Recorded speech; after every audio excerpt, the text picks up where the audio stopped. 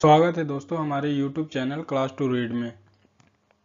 आज हम पढ़ेंगे पाषाण काल, हड़प्पा सभ्यता और वैदिक सभ्यता से संबंधित 50 महत्वपूर्ण प्रश्न जो कि पिछले प्रीवियस ईयर में कई बारी पूछे जा चुके हैं और आने वाले महत्वपूर्ण प्रतियोगी परीक्षाओं में भी पूछे जाने की बहुत ही ज़्यादा चांसेज है। तो आइए शुरू करते हैं 50 महत्वपूर्ण सवाल। पहला प्रश्न है, एक ही कब्र में 3 मानव कंकाल निकले हैं। ऑप्शन है ए सराय नाहरराय से, बी दमदमा से, सी महदहा से, डी लंघनाज से। आंसर हो जाएगा बी दमदमा से। एक ही कब्र में 3 मानव कंकाल निकले हैं। ऑप्शन बी दमदमा से।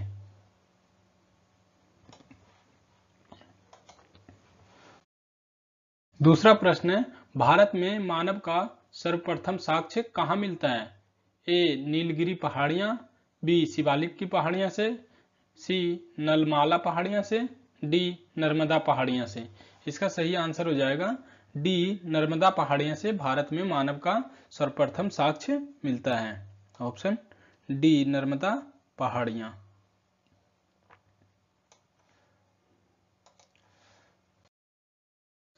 अगला प्रश्न है, मानव द्वारा सर्वप्रथम प्रयुक्त अनाज था। प्रश्न पूछ रहा है मानव द्वारा सर्वप्रथम प्रयोग में लाया जाने वाला अनाज कौन सा था। ऑप्शन है ए गेहूं, बी चावल, सी जौ, डी बाजरा। इसका सही आंसर हो जाएगा सी जौ मानव द्वारा सर्वप्रथम में प्रयोग में लाया जाने वाला अनाज था।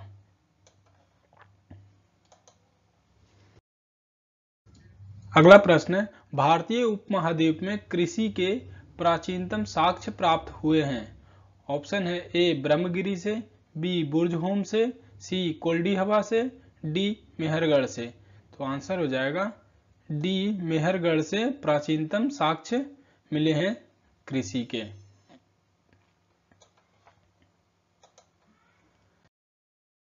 पांचवा प्रश्न, भारत में पशुपालन एवं कृषि के प्राचीनतम साक्ष्य प्राप्त हुए हैं। ऑप्शन है ए अंजीरा से, बी दम्बसदात से, सी किली गुल मोहम्मद से, डी मेहरगढ़ से। तो इसका सही आंसर हो जाएगा डी मेहरगढ़ से भारत में पशुपालन एवं कृषि के प्राचीनतम साक्ष्य मिलते हैं। डी मेहरगढ़।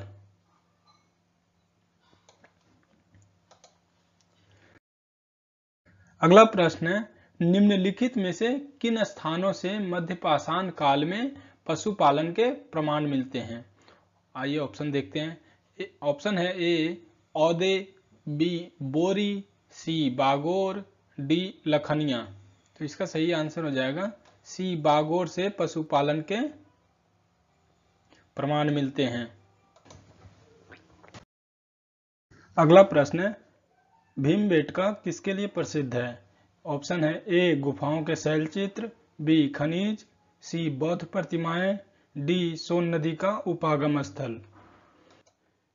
इसका सही आंसर हो जाएगा ए गुफाओं के शैल चित्र के लिए भीमबेटका प्रसिद्ध है, जो कि मध्य प्रदेश में है। यहीं से सर्वप्रथम चित्रकारी का साक्ष्य प्राप्त होता है। आठवां प्रश्न है, निम्नलिखित में से किस स्थान पर मानव के साथ कुत्ते को दफनाए जाने का साक्ष्य मिला है। ऑप्शन है ए बुर्जहोम, बी कोल्डी हवा, सी चौपानी मांडो, डी मांडो। आंसर हो जाएगा इसका ए बुर्जहोम से मानव के साथ कुत्ते को दफनाए जाने का साक्ष्य हमें मिलता है। अगला प्रश्न है, गर्त आवास के साक्ष्य कहां से मिले हैं। ऑप्शन है ए बुर्जहोम से, बी कोल्डी हवा से, सी ब्रह्मगिरी से, डी संगनकल्लू से। तो गर्त आवास अर्थात गड्ढे में घर होने का साक्ष्य हमें ए बुर्जहोम से प्राप्त होता है। इसका सही आंसर हो जाएगा ए बुर्जहोम से। 10वां प्रश्न है, राख का टीला निम्नलिखित किस नवपाषाणिक स्थल से संबंधित है। आइए ऑप्शन में देखते हैं। ए बुधियाल, बी संगनकल्लू, सी कोल्डीहबा, डी ब्रह्मगिरी। तो इसका सही आंसर हो जाएगा राख का टीला संगनकल्लू से संबंधित है, बी संगनकल्लू। अगला प्रश्न है, हड़प्पा निम्नलिखित में से किस सभ्यता से संबंध है? ऑप्शन है ए सुमेरियन सभ्यता से, बी सिंधु घाटी की सभ्यता, सी वैदिक सभ्यता, डी मेसोपोटामिया की सभ्यता। तो हड़प्पा जो स्थल है वह संबंधित है सिंधु घाटी की सभ्यता से। तो आंसर हो जाएगा बी सिंधु घाटी की सभ्यता से हड़प्पा संबंधित है। 12वां प्रश्न है, हड़प्पा में मिट्टी के बर्तनों पर सामान्यतः किस रंग का उपयोग हुआ था? ऑप्शन है ए लाल, बी नीला, सी हरा, डी पांडु। तो हड़प्पा काल में जो मिट्टी के बर्तन मिले हैं उसमें सामान्यतः लाल रंग का प्रयोग किया गया था। ऑप्शन ए लाल रंग। आज का अगला प्रश्न है, निम्नलिखित पशुओं में से किस एक का हड़प्पा संस्कृति में पाई मुहरों और टेराकोटा कलाकृतियों में निरूपण नहीं हुआ था? ऑप्शन है ए गाय, बी हाथी, सी गैंडा, डी बाघ। तो आंसर हो जाएगा ए गाय, जिसकी मुहरों और टेराकोटा में कलाकृतियां नहीं मिलती हैं, जबकि हाथी, गैंडा और बाघ के चित्रांकन हमें मुहरों में मिलते हैं। अगला प्रश्न है, निम्नलिखित में से कौन सा एक हड़प्पा स्थल नहीं है? यह पूछ रहा है कि हड़प्पा जो काल है उसमें ऑप्शन में से कौन सा स्थल इससे संबंधित नहीं है। तो आइए ऑप्शन में देखते हैं। ए चान्हुदड़ो, बी कोटदीजी, सी साहगौरा, डी देसलपुर। तो इसका आंसर हो जाएगा सी साहगौरा हड़प्पा स्थल से संबंधित नहीं है।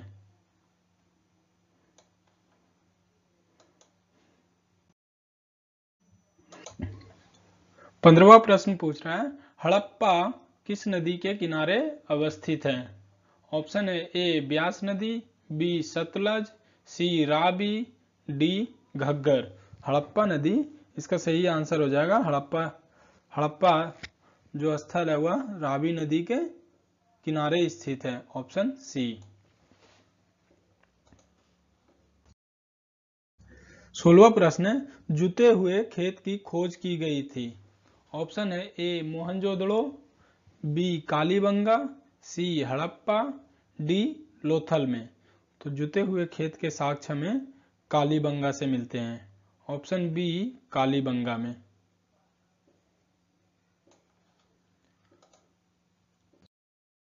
17वां प्रश्न पूछ रहा है, सिंधु घाटी सभ्यता मानी जाती है। पहला है अपने नगर नियोजन के लिए, दूसरा मोहनजोदड़ो और हड़प्पा के लिए, तीसरा अपने कृषि संबंधी कार्य के लिए, और चौथा है अपने उद्योगों के लिए। तो कह रहा है इनमें नीचे दिए गए कूटों से सही उत्तर का चयन कीजिए। तो सबसे पहले तो देख लेते हैं कि सिंधु घाटी सभ्यता में नगर नियोजन भी था। मोहनजोदड़ो और हड़प्पा ये दोनों स्थल सिंधु घाटी सभ्यता में संबंधित है। कृषि कार्य भी होते हैं सिंधु घाटी सभ्यता में। चौथा है उद्योग व्यापार भी इससे संबंधित है। तो इसका सही आंसर हो जाएगा उपयुक्त सभी, आंसर डी 1, 2, 3 और 4 सभी जो कि सिंधु घाटी सभ्यता से संबंधित है। 18वां प्रश्न है, मोहनजोदड़ो निम्नलिखित में से कहां पर स्थित है? ऑप्शन है ए भारत के गुजरात राज्य में, बी भारत के पंजाब राज्य में, सी पाकिस्तान के सिंध प्रांत में, डी अफगानिस्तान में।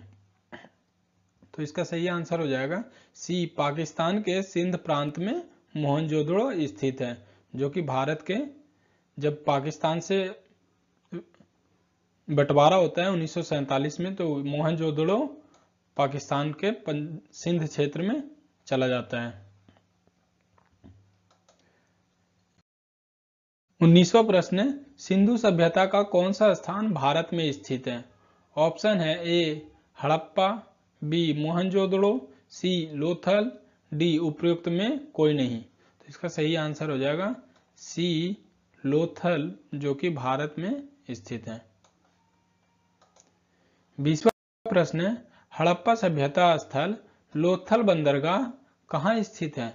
ए गुजरात में, बी पंजाब में, सी राजस्थान में, डी सिंध में। तो इसका सही आंसर हो जाएगा लोथल बंदरगाह गुजरात में स्थित है। अगला प्रश्न पूछ रहा है, निम्नलिखित में से किस हड़प्पा कालीन स्थल से हल का टेराकोटा प्राप्त हुआ है? टेराकोटा का मतलब है मिट्टी से जो बर्तन और खिलौने बने होते हैं उसको टेराकोटा कहा जाता है।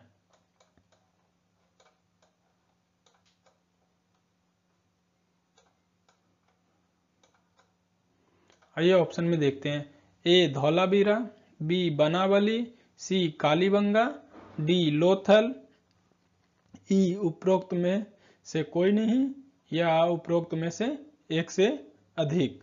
तो इसका सही आंसर हो जाएगा बी बनावली से हल का टेराकोटा प्राप्त होता है। ऑप्शन बी सही आंसर है। 22वां प्रश्न पूछ रहा है, भारत का सबसे बड़ा हड़प्पन पुरा स्थल है?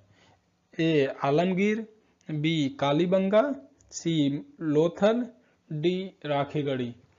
दोस्तों ये प्रश्न पूछ रहा है भारत के संदर्भ में, जो कि हो जाएगा इसका आंसर सही हो जाएगा डी राखीगढ़ी वह स्थल है जो अब भारत में है, और वह हड़प्पा काल का सबसे बड़ा स्थल है भारत में। अगला प्रश्न है, कौन सा हड़प्पन नगर 3 भागों में विभक्त है? ऑप्शन है ए लोथल, बी कालीबंगा, सी धौलावीरा, डी सुरकोटदा। तो इसका सही आंसर हो जाएगा धौलावीरा 3 भागों में विभक्त है। 24वां प्रश्न पूछ रहा है, वस्त्रों के लिए कपास की खेती का आरंभ सबसे पहले किया गया? पूछ रहा है कि कपास की खेती सबसे पहले साक्ष्य कहाँ प्राप्त होता है? तो ऑप्शन है ए मिस्र में, बी मेसोपोटामिया में, सी मध्य अमेरिका में, डी भारत में। तो इसका सही आंसर हो जाएगा डी भारत में कपास की खेती सर्वप्रथम होती है, जो कि सिंधु घाटी सभ्यता में ही इसके साक्ष्य मिलते हैं।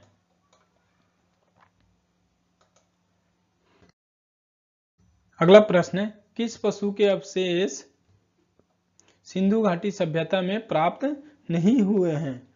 ऑप्शन है ए शेर, बी घोड़ा, सी गाय, डी हाथी। इसका सही आंसर हो जाएगा ए शेर के अवशेष हमें सिंधु घाटी सभ्यता से नहीं मिलते हैं।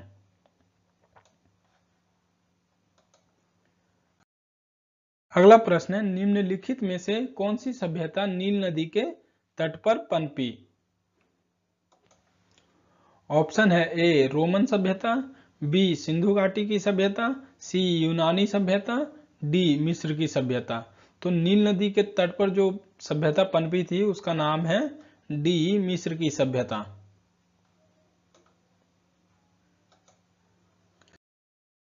27वां प्रश्न पूछ रहा है, सबसे पुराना वेद कौन सा है?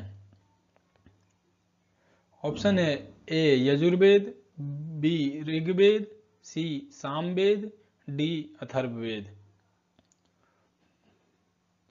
आंसर हो जाएगा इसका बी ऋग्वेद, जो कि सबसे पुराना वेद है। इसमें वैदिक सभ्यता की संस्कृति का जानकारी हमें मिलता है। 28वां प्रश्न है, किस वैदिक ग्रंथ में वर्ण शब्द का सर्वप्रथम उल्लेख मिलता है? ऑप्शन है ए ऋग्वेद, बी अथर्ववेद, सी सामवेद, डी यजुर्वेद। तो वर्ण शब्द का सर्वप्रथम उल्लेख हमें ऋग्वेद में मिलता है। Option A Rigveda.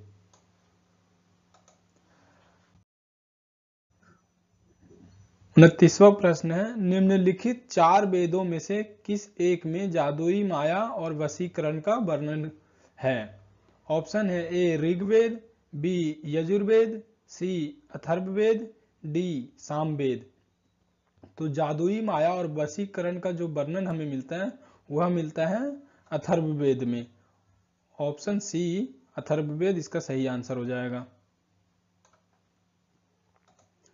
अगला प्रश्न है, ऋग्वेद का कौन सा मंडल, दोस्तों ये मंडल हो जाएगा आपका,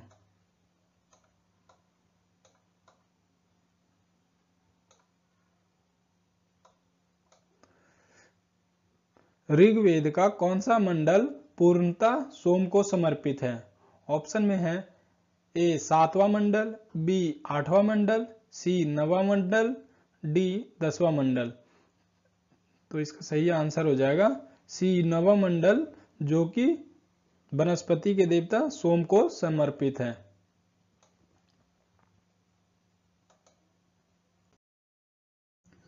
इकतीसवां प्रश्न पूछ रहा है, उपनिषद पुस्तक किस पर आधारित है? ऑप्शन में है ए धर्म पर, बी योग पर, सी विधि पर, डी दर्शन पर।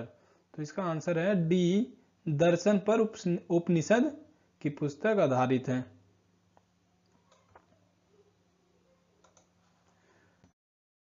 32वां प्रश्न है, आरंभिक वैदिक साहित्य में सर्वाधिक वर्णित नदी है? ऑप्शन है ए सिंधु नदी, बी सातुद्री, सी सरस्वती, डी गंगा। तो वैदिक साहित्य में जो सबसे ज्यादा नदियों का चर्चा मिलता है हमें वह है ए सिंधु नदी का वर्णन हमें वैदिक काल में सबसे अधिक देखने को मिलता है। आंसर हो जाएगा ए सिंधु नदी। अगला प्रश्न है, 14वीं सदी ईसा पूर्व का एक अभिलेख जिसमें वैदिक देवताओं का वर्णन है प्राप्त हुआ है, कहां से प्राप्त हुआ है? तो ऑप्शन में देखते हैं। ऑप्शन पूछ रहा है, कह रहा है ए एक बटाना से, बी बोगजकोई से, सी बेबीलोन से, डी बिस्टुन से। तो जो देवी देवताओं का वर्णन मिलता है जिस अभिलेख का, वह हमें प्राप्त हुआ है बोगजकोई से। ऑप्शन बी हो जाएगा बोगजकोई।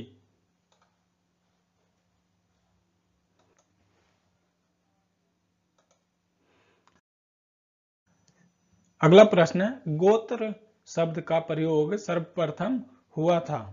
ऑप्शन में है ए अथर्ववेद में, बी ऋग्वेद में, सी सामवेद में, डी यजुर्वेद में। तो गोत्र शब्द का सर्वप्रथम प्रयोग हमें देखने को मिलता है बी ऋग्वेद में। 35वां प्रश्न है, प्रसिद्ध 10 राजाओं का युद्ध किस नदी के तट पर लड़ा गया था?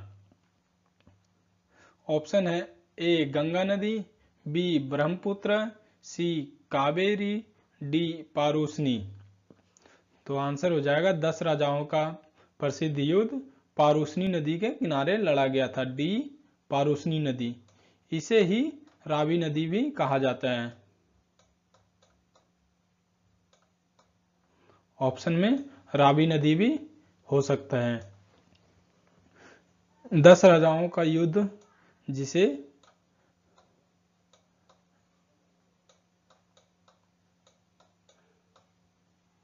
दसराग युद्ध भी कहा गया है। तो आंसर डी पारूसनी नदी के किनारे 10 राजाओं का युद्ध लड़ा गया था।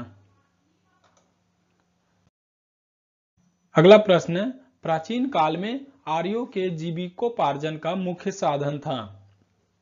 ऑप्शन है ए कृषि, बी शिकार, सी शिल्पकार, डी व्यापार। तो प्राचीन काल में जो आर्य लोग था उनका मुख्य पेशा था कृषि। ऑप्शन हो जाएगा ए कृषि।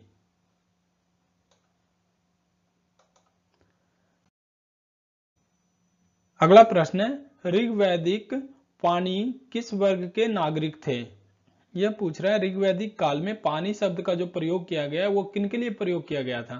तो ऑप्शन में है ए पुरोहित, बी लोहार, सी स्वर्णकार, डी व्यापारी। तो इसका सही आंसर हो जाएगा डी व्यापारी वर्ग के लिए पानी शब्द का प्रयोग हमें ऋग्वैदिक काल में देखने को मिलता है।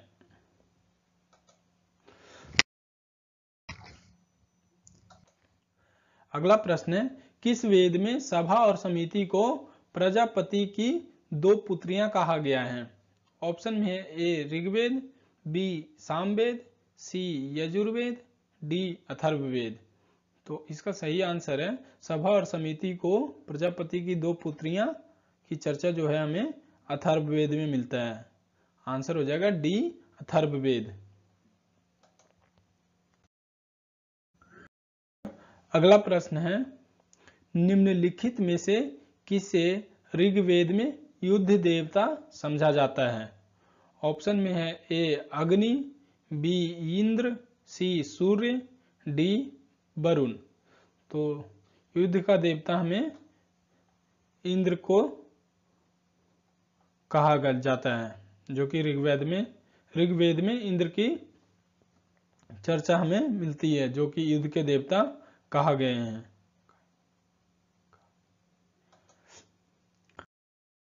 अगला प्रश्न है, गायत्री मंत्र किस पुस्तक में मिलता है? ऑप्शन है ए उपनिषद, बी भागवत गीता, सी ऋग्वेद, डी यजुर्वेद।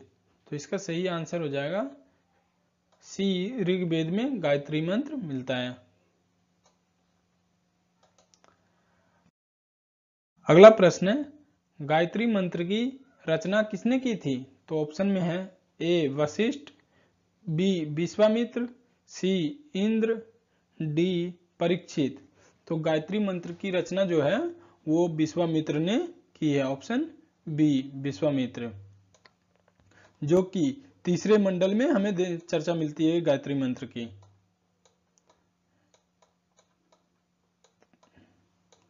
तीसरे मंडल में। अब आइए आज का 42वां प्रश्न देख लेते हैं। महाभारत मूलतः की रूप में जानी जाती है? प्रश्न पूछ रहा है महाभारत को मूलतः किस नाम से जाना जाता है?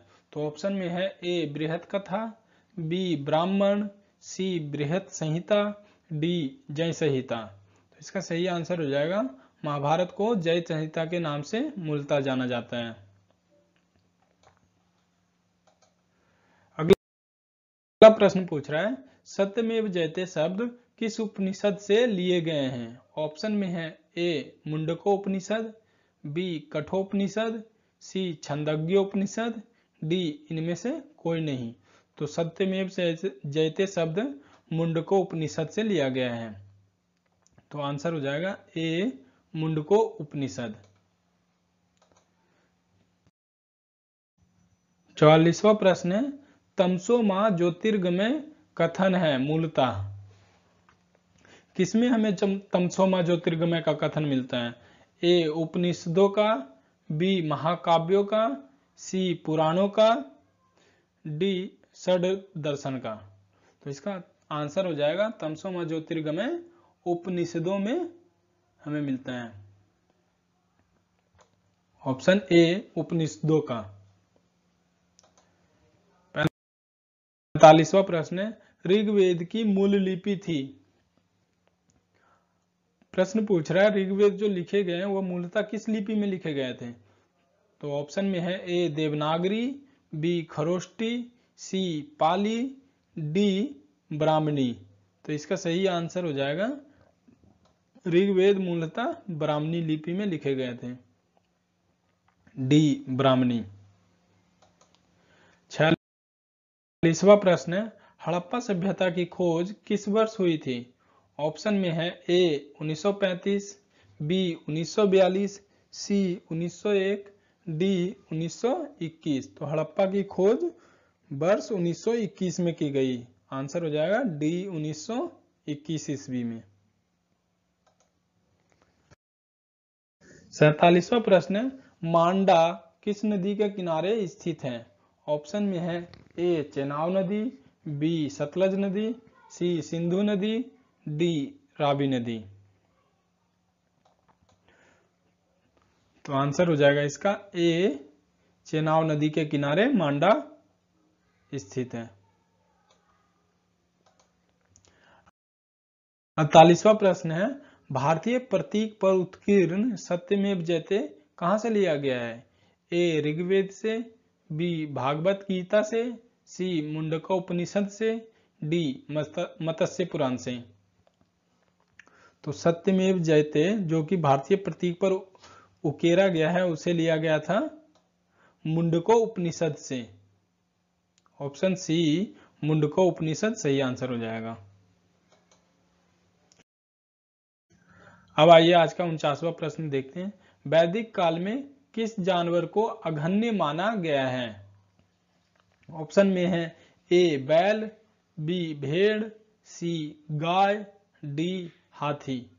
तो आंसर हो जाएगा इसका वैदिक काल में गाय को अघन्य माना गया है।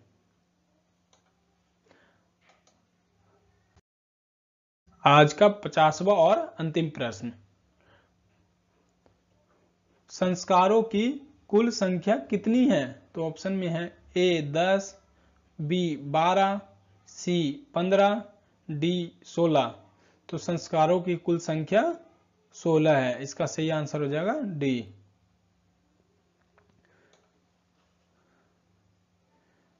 धन्यवाद दोस्तों वीडियो को देखने के लिए। आज के वीडियो में हम कुल 50 प्रश्न ऐसे देखे हैं जो कि प्रीवियस ईयर में कई बार पूछे जा चुके हैं और आने वाले प्रतियोगी परीक्षाओं में भी बहुत ही महत्वपूर्ण हैं। धन्यवाद। वीडियो को देखने के लिए कृपया करके चैनल को लाइक और सब्सक्राइब करें।